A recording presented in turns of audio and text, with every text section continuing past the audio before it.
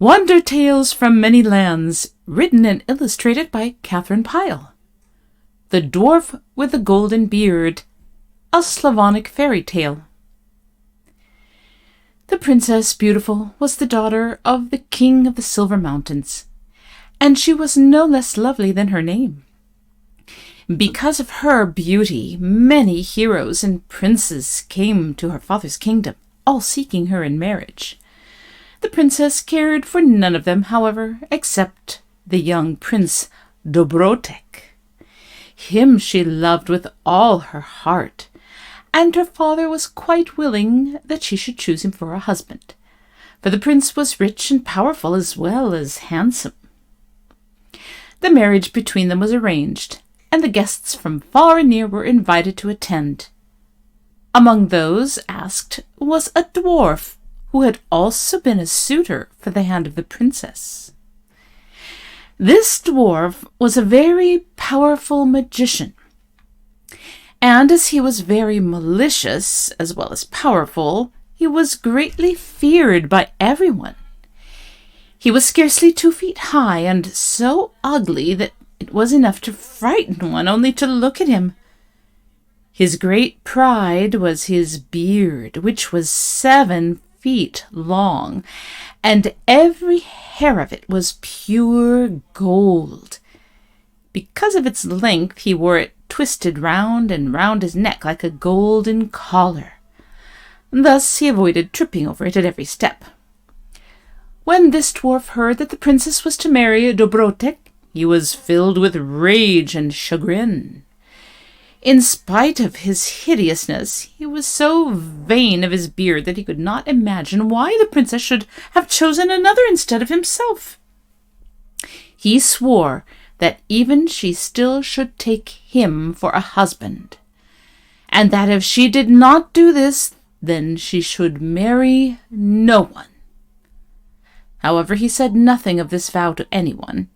He accepted the invitation to the wedding, and when the day came, he was one of the first of the guests to arrive. All went to the church and took their places, and when the prince and princess stood before the altar, they were so handsome that everyone was filled with admiration. The priest opened his book and was just about to make them man and wife when a frightful noise arose outside. It was a sound of whistling and roaring and rending. And then the doors were burst open, and a terrible hurricane swept into the church. The guests were so frightened that they hid themselves under the seats, but the storm touched none of them. It swept up the aisle and caught up the Princess Beautiful as though she were a feather. The prince threw his arms about her and tried to hold her, but he could do nothing against such a hurricane. She was torn from his grasp and swept out of the church and away, no one knew whither. When the storm was over, the people came out from under the seats and looked about them, but look as they might, they could see no bride. Only the prince was standing before the altar, tearing his hair with despair, because the princess was lost to him. And well might he despair, for the hurricane that had carried the princess away was no common storm. It had been raised by the wicked enchantments of the dwarf, and had swept Princess Beautiful far away over plain and mountain, over sea and forest, to the very castle of the dwarf himself. And there she was lying in an enchanted sleep, and it would be a bold man who could hope to rescue her. When the King of the Silver Mountains found his daughter gone, he was in a terrible rage. "It was for you to save her," cried he to the prince. "She was your bride, and you should have lost your life before you allowed her to be torn from you." To this the prince answered nothing, for he thought the same himself. Yet who can stand against magic? Only enchantment, indeed, could have prevailed against him. "Go," cried the king, "find her and bring her back to me, or your life shall answer for it." The prince wished nothing better than to go in search of his bride, Life was worth nothing to him without her, and at once he made ready to depart. He was in such a haste that he stopped for neither sword nor armour, but leapt upon his horse and rode forth as he was. On and on he rode, many miles and many leagues. But the farther he rode, the less he heard of the princess, and the more he despaired of ever finding her. At last he entered a forest so dark and vast that it seemed to have no end. As he rode on through the shadows, he suddenly heard a sharp and piteous cry. He looked about him to see whence it came, and presently he found a hare struggling in the clutch of a great grey owl. The prince had a kind heart. He seized a stick and quickly drove the owl away from its prey. For a while the hare lay stretched out and panting, but presently it recovered itself. "Prince," it said to Dobrotek, "you have saved my life, and I am not ungrateful. I know why you are here and whom you seek. To rescue the beautiful princess will be no easy task. It was the dwarf of the golden beard who raised the tempest that carried the princess away. Even now he holds her a prisoner in his castle. Whoever would rescue her must first overcome the dwarf, and to do this one must be in possession of the sword of sharpness." "And where is that sword to be found?" asked the prince. "On a mountain many leagues away. It is guarded by a dragon who keeps watch over it night and day. Only when the sun is at its highest does the dragon sleep, and then but for a few short minutes. To gain possession of the sword, one must ride the wild horse that lives here in the forest, and that moves faster than the wind." "And can I find that horse and ride him?" "It can be done. Under yonder rock lies a golden bridle. It has lain hidden there for over 100 years. With it lies a golden whistle. The sound of that whistle will call the horse wherever he is. But he is very terrible to look upon, for his eyes are like burning coals, and he breathes smoke and fire from his nostrils. He will come at you as though to tear you to pieces, but do not be afraid. Cast the bridle over his head, and he will at once become quite tame and gentle, and then you can ride him wheresoever you wish. He will bear you to the mountain where the dragon lies, and will help you to gain possession of the sword." The prince thanked the hare for its advice. He lifted the rock from its place, and there beneath it lay the golden bridle and the golden whistle. The prince took up the bridle, and at once the whole glade was filled with light, and no wonder, for the bridle was studded with precious stones and glittered like the sun. He raised the whistle to his lips and blew upon it loud and clear. At once from far away in the forest came a loud sound of neighing and of galloping hoofs. The wild horse was coming. On and on it came, nearer and nearer. Its eyes shone like coals of fire, and the leaves were withered on either side of it because of its fiery breath. It rushed at the prince as though it would tear him to pieces, but he was ready for it, and as soon as it was near enough he threw the bridle over its head. At once the fire faded from its eyes. Its breath grew quiet, and it stood there as gentle and harmless as a lamb. "Master," it said to Dobrotek, "I am yours now. Whatsoever you wish me to do, I will do, and I will bear you wherever you wish to go." "First then," said the prince, "I wish you to carry me to the mountain where I can find the sword of sharpness." "Very well, master, I will do so. But before we start on such a dangerous adventure as that, you should be properly armed. Do you enter in at one of my ears and go on until you come out of the other." At once it seemed to the prince as though the horse's ears were a great cave opening out before him. He entered in, and went on, though it was very dark there in the horse's head. Presently he saw another opening before him, and that was the horse's other ear. He came out through it and found himself in the forest again. But now he was clothed as a warrior prince should be, in shining armor, and he held a sword in his hand. "That is right," said the horse. "Now mount and ride, for we have far to go." So the prince said good-bye to the friendly hare and thanked it again. He mounted upon the horse's back, and away they went like the wind. Soon they were out of the forest, and the dark was left behind them.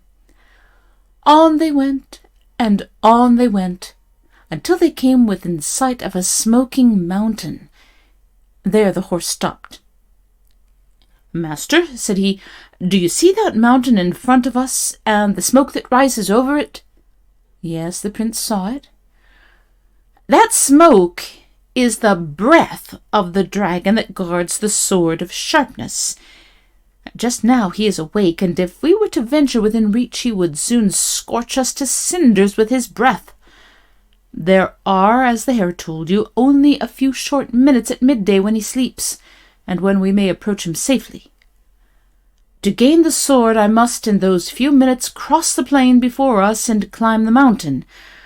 Only I, who go like the wind, could do such a thing, and even for me it will be difficult.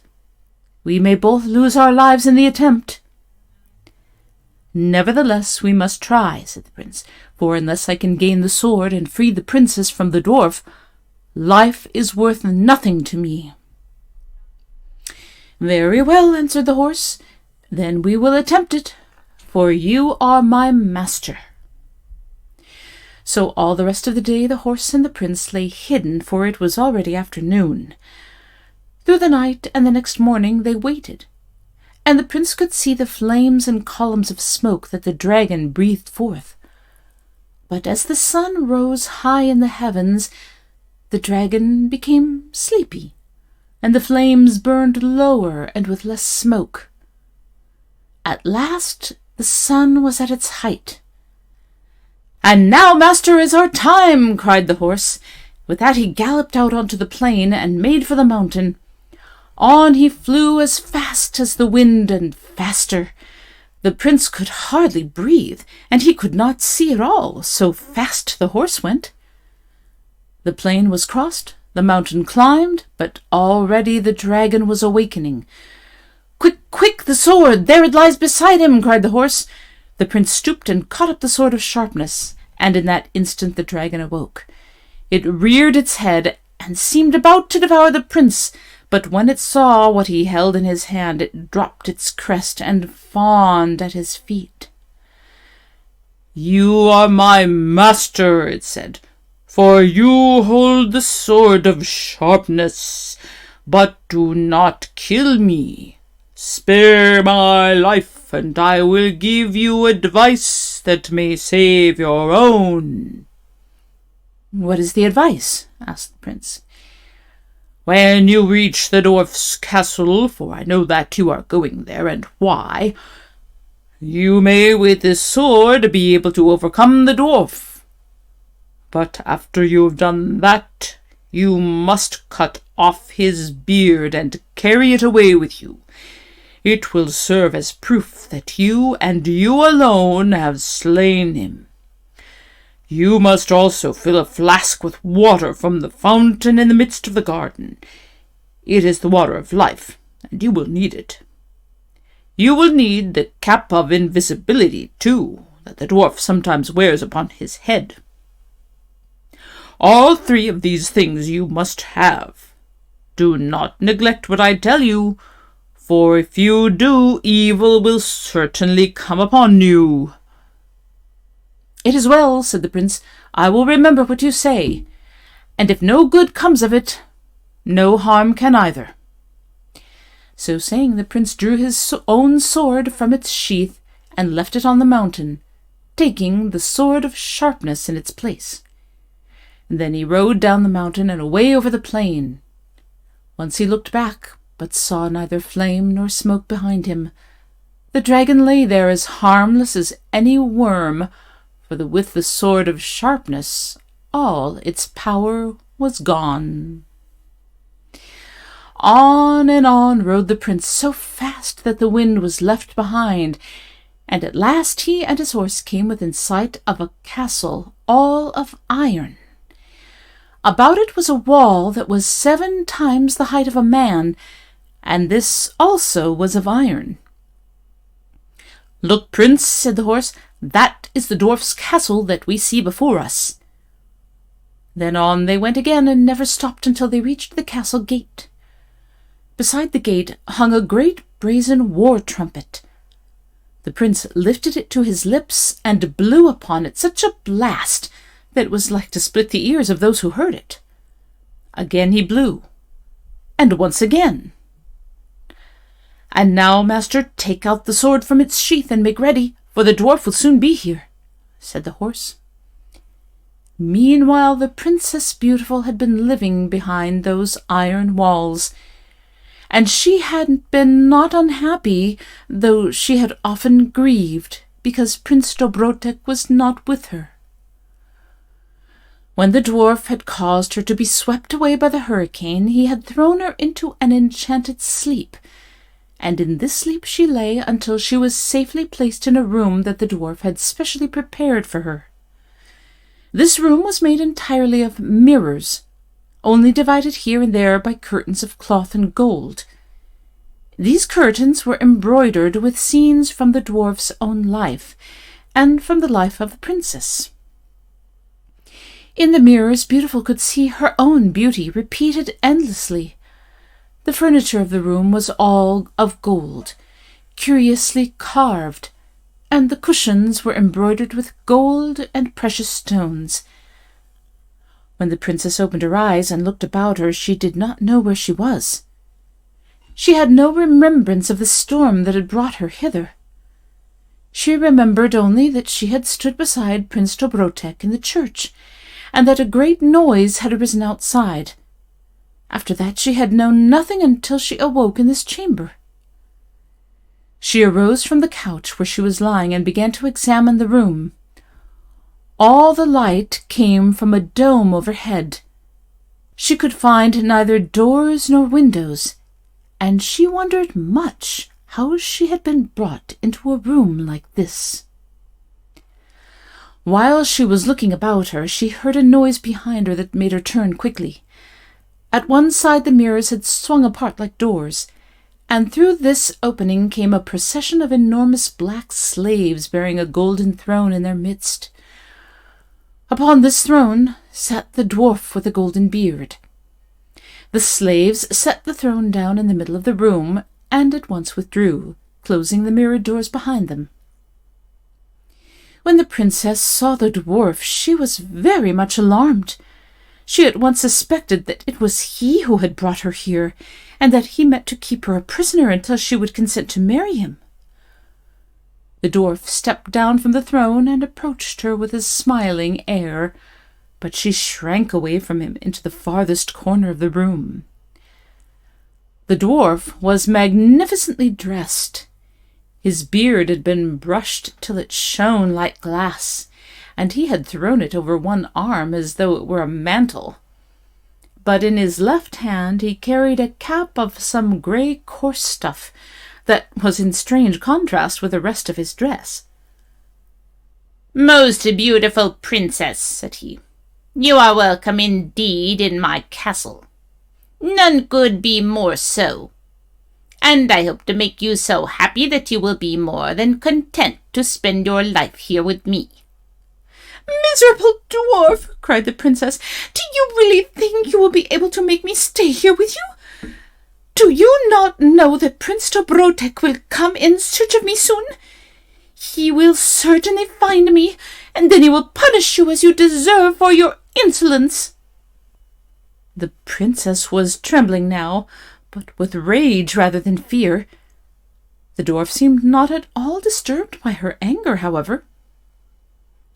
"Beautiful one," he said, still smiling, "you are even more beautiful when you are angry than when you are pleased. Let Prince Dobrotek come. I fear him not at all, but do not let us waste our time in talking of him. Instead, let us talk of ourselves, and of how pleasantly we will pass our days together." So saying, the dwarf came close to the princess and attempted to take her hand. But instead of permitting this, the princess gave him such a blow upon the ear that he fairly staggered under it. His beard slipped from his arm, and in trying to steady himself he tripped on it and fell his length upon the floor. The princess laughed maliciously. At the sound of her laughter, the dwarf became filled with fury. His eyes flashed fire as he scrambled to his feet. "Miserable girl!" he cried. "Do you dare to laugh? The time will come when you will feel more like weeping, if not for me, then for yourself. Some day you will be glad enough to receive my caresses. Now I will leave you, and when I come again it will be in a different manner." So saying, he gathered up his beard and rushed through the mirror door, closing it behind him. His words and his manner of going frightened the princess. She again began to look about her for some way of escape. Suddenly she saw upon the floor the grey cap that the dwarf had carried in his hand. He must have dropped it when he fell, and she had been too angry to notice that he was leaving it behind. She picked it up and stood turning it thoughtfully in her hands. Then, without considering why she did so, she placed it upon her head. She was standing directly in front of a mirror at the time. To her amazement, the moment she had the cap on her head, every reflection of her vanished from every mirror in the room. The princess could hardly believe her eyes. She might have been thin air for any impression she made upon the glass. She took the cap from her head, and immediately her reflections appeared in the mirrors. She replaced it, and they vanished from sight. Then the princess knew that she held the cap of invisibility, the cap that causes anyone who wears it to become invisible. As she stood there with the cap still upon her head, the mirror door was burst open, and the dwarf rushed into the room. His dress was disordered, and his eyes glared wildly. He looked hastily about him, but he could see neither the cap nor the princess. At once he knew that she had found the cap and had put it on. "Ha ha!" he cried to the invisible princess. "So you have found it. You have put it on, and hope so to escape me. But I know you are still here, even though I cannot see you. I will find you.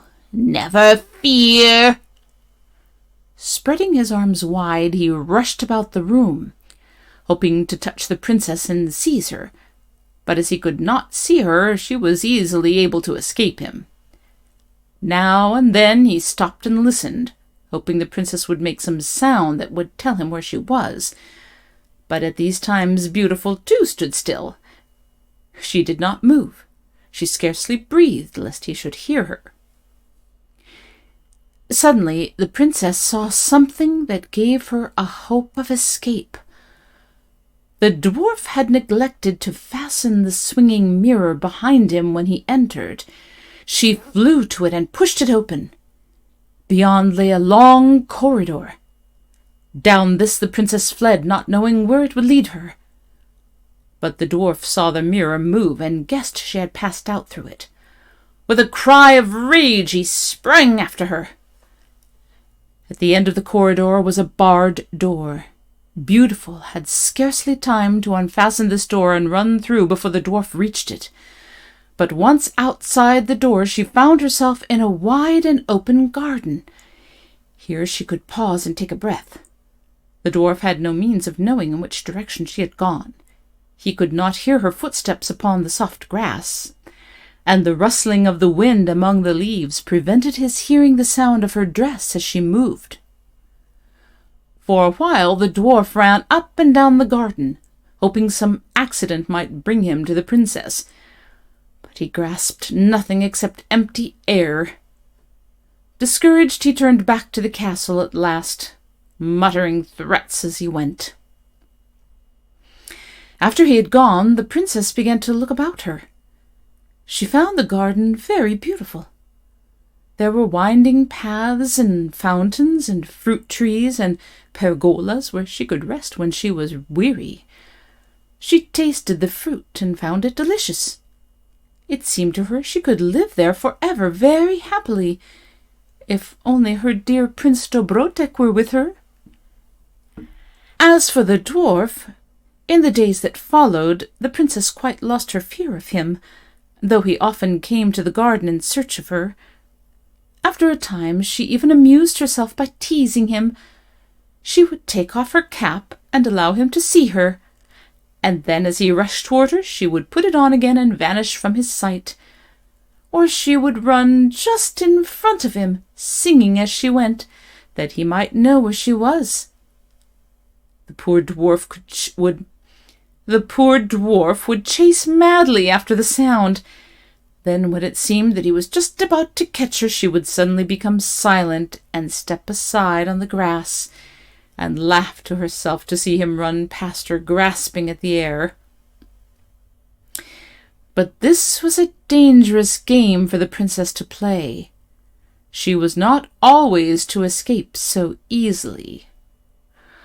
One day she was running before him, just out of reach, and calling to him to follow, when a low branch caught her cap and brushed it from her head. Immediately she became visible. With a cry of triumph, the dwarf caught the cap as it fell and thrust it in his bosom.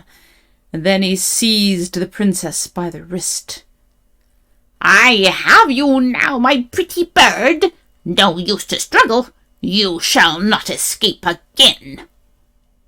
In despair, the princess tried to tear herself loose from his hold, but the dwarf's fingers were like iron. At this moment, from outside the gate, sounded the loud blast of a war trumpet. At once the dwarf guessed that it was Prince Dobrotek who blew it, and that he had come in search of the princess. Suddenly, and before Beautiful could hinder him, he drew her to him and breathed upon her eyelids.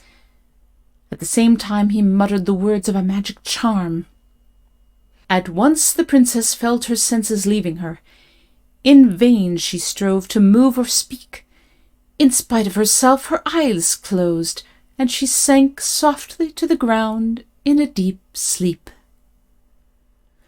As soon as the dwarf saw that his charm had worked, he caused a dark cloud to gather about him, which entirely hid him from view.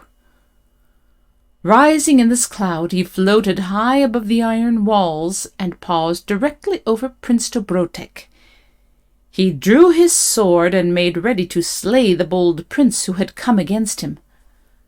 Dobrotek looked up and wondered to see the dark cloud that had so suddenly gathered above him. "Beware!" cried the wild horse loudly. "It is the dwarf! He is about to strike!" Scarcely had he spoken when the darkness drew down about them. Through this darkness shot a flash as bright as lightning. It was the dwarf's sword that had struck at the prince. But swift as the stroke was, the horse was no less swift. He sprang aside, and the sword drove so deep into the earth that the dwarf was not able to draw it out again. "Strike! Strike! Strike!" cried the horse to Dobrotek. "It is your chance!" Dobrotek raised the sword of sharpness and struck into the cloud, and his blow was so sharp and true that the dwarf's head was cut from his body and fell at the prince's feet.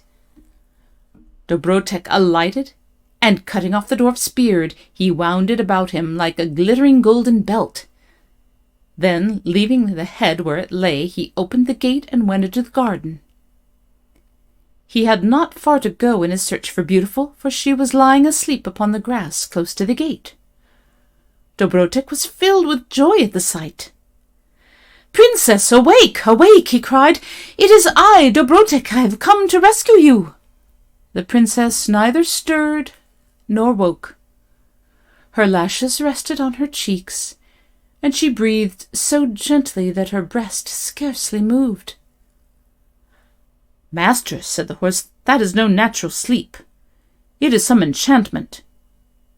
Take up that cap that lies beside her, and then fill your flask at the fountain of the water of life, and let us go.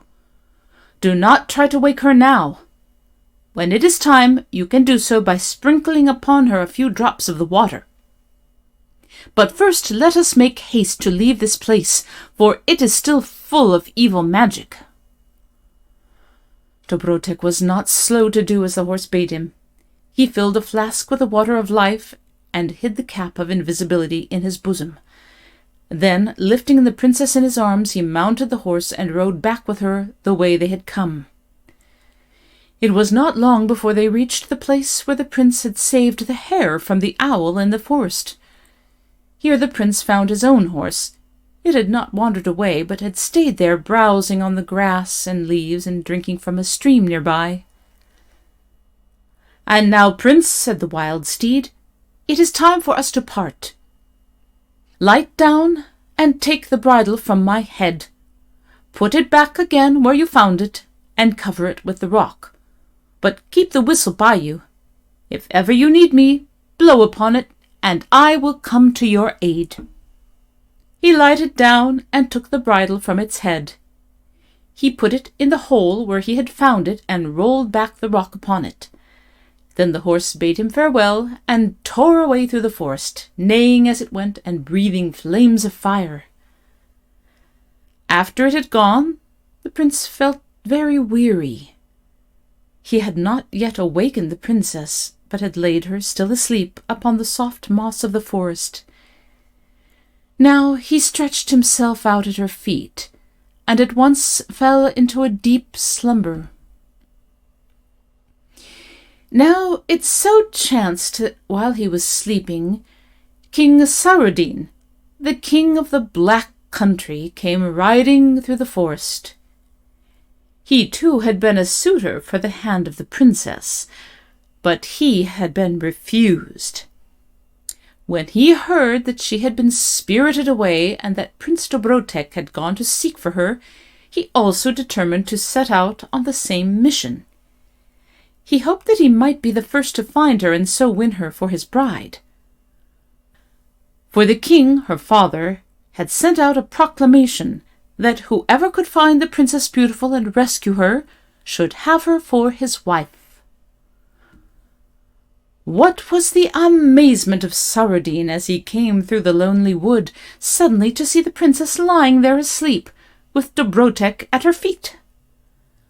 At first he drew his sword, thinking to kill the prince, but after a moment's thought he put it back in its sheath. Then, bending over Beautiful, he very quietly lifted her in his arms, mounted the horse, and rode away with her. Dobrotek was so wearied with his adventures that he slept on for some time, not knowing that the princess had again been stolen from him. But when at last he woke and found her gone, he was like one mad, so great was his despair. He rushed about hither and thither through the forest, calling her name aloud and seeking her everywhere. But nowhere could he find her.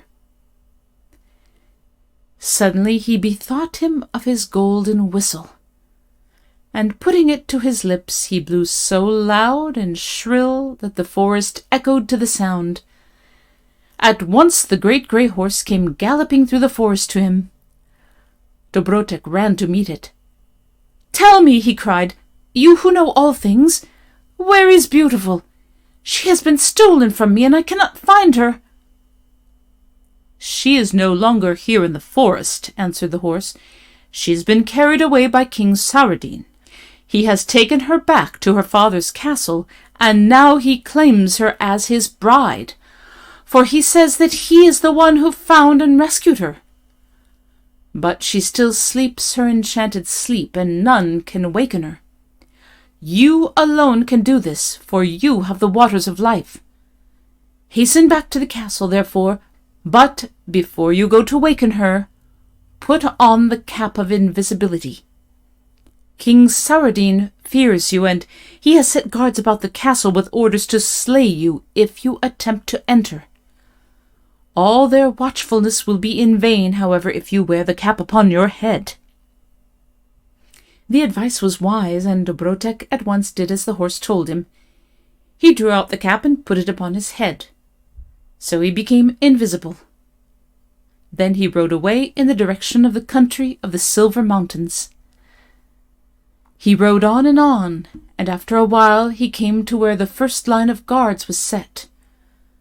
They heard the galloping of a horse and looked all about them, but they could see no one, so he passed in safety. Not long after he came to a second line of soldiers, and he went by them unseen also. Then he passed a third line of guards, and after that he was at the palace. The prince entered in, and went from one room to another, and presently he came to the great audience hall. There sat the king upon a golden throne. At his right hand sat King Saradine, and at his left the princess lay upon a golden couch. And so beautiful she looked as she lay asleep, that the prince's heart melted within him for love. He lifted the cap from his head, and there they saw... He lifted the cap from his head, and there they all saw him standing before them. The king of the Black Mountains turned pale and trembled at the sight of him, but the old king gave a loud cry of surprise. He had thought that Prince Dobrotek had met his death long ago, or that if he lived he would be afraid to return to the Silver Mountain country without bringing the princess with him. "Rash prince," he cried, "what are you doing here? Do you not fear to appear before me, having failed in your search?" "I did not fail," answered the prince.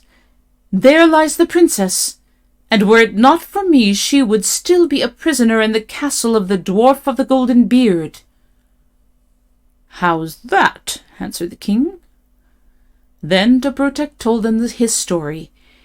He told of how he had become master of the wild horse in the forest, of how he had gained possession of the sword of sharpness, and then of how he had ridden to the dwarf's castle and slain him in battle. He also told how he had brought the princess away with him, how he had fallen asleep in the forest, and of how the king of the Black Country had stolen Beautiful from him while he slept. The old king listened attentively to all that Dobrotek told him. When the prince had made an end to his story, the old king turned to King Saradine beside him. "And what have you to say to this?" he asked. "Is this story true?" "Much of it is true," answered Saradine heartily, "but still more of it is false. It is true that it was the dwarf who carried Beautiful away. It is true that he kept her a prisoner, and that he was slain by the sword of sharpness. But it was I who won the sword and slew the dwarf, and it was I who rescued the princess. What better proof of this is needed than that it was I who brought her here?" "That is only proof that you stole her from me," cried the prince. "The proof that I can offer is better still. If you slew the dwarf, where is his beard?" To this the king of the Black Country could answer nothing, for he did not know where the beard was. "Then I can tell you," cried the prince. With these words he threw aside his mantle, and there, wound about him like a glittering girdle, was the golden beard of the dwarf. When the old king saw the beard, he could doubt no longer as to which of the two had slain the dwarf and rescued the princess. He turned such a terrible look upon Saradine that the young king trembled. "So you would have deceived me," he cried. "You thought to win the princess by a trick? Away, away with you! Let me never see your face, and if ever again you venture into my country, you shall be thrown into a dungeon and remain there as long as you live." Then, as Saradine was hurried away by the guards, the old king turned again to the prince. "You have indeed rescued the princess," he said, "but your task is still only half completed. She sleeps, and none can wake her. Until that is done, no man can have her for wife." "That is not such a hard matter either," said the prince, and with that he drew from his bosom the flask that held the waters of life, and scattered a few drops upon the princess. At once she drew a deep breath, and slowly opened her eyes. As soon as she saw the prince, she sprang to her feet and threw herself into his arms. The enchantment was broken, and she had awakened at last. Then throughout the palace there was the greatest happiness and rejoicing. There never had been anything like the favours the old king heaped upon Dobrotek. The marriage between him and the princess was again prepared for, and this time all went well. Nothing happened to interfere with the wedding, and the prince and Beautiful were made man and wife. They loved each other all the more tenderly for the dangers they had shared, and from that time on they lived in all the happiness that true love brings.